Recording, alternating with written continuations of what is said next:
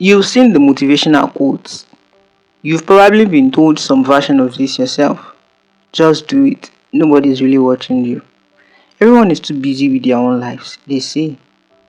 And if you are like me, that advice doesn't just fall flat. It's great because it feels like a lie. It is a lie. The actual reality is that people do watch. They notice. Sometimes they even mock you.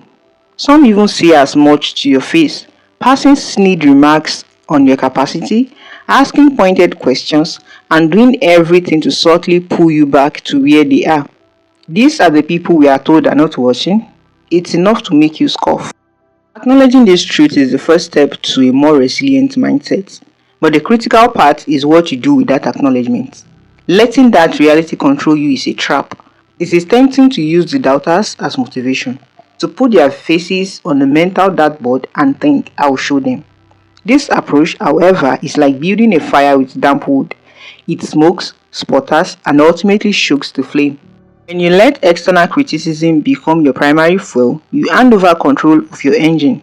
You become hypervigilant, interpreting every stumble not as a natural part of the journey, but as a confirmation of their mockery. The pressure to prove them wrong becomes a crushing weight.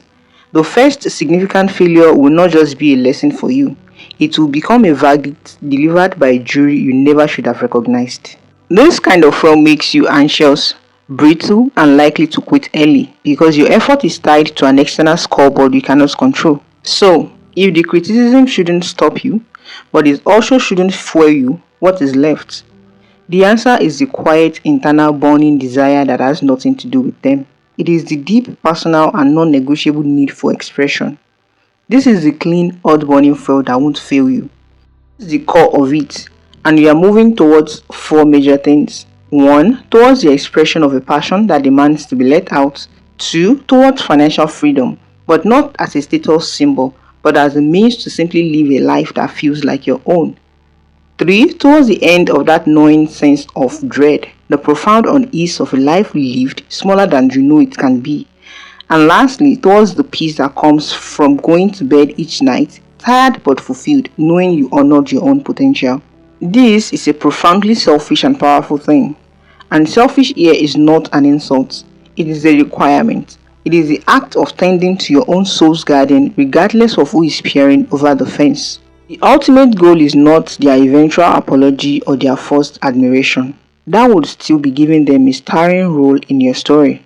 The goal is to render them irrelevant. When your why is entirely for you, for your peace, your expression, your life, their noise becomes what it always was, background static.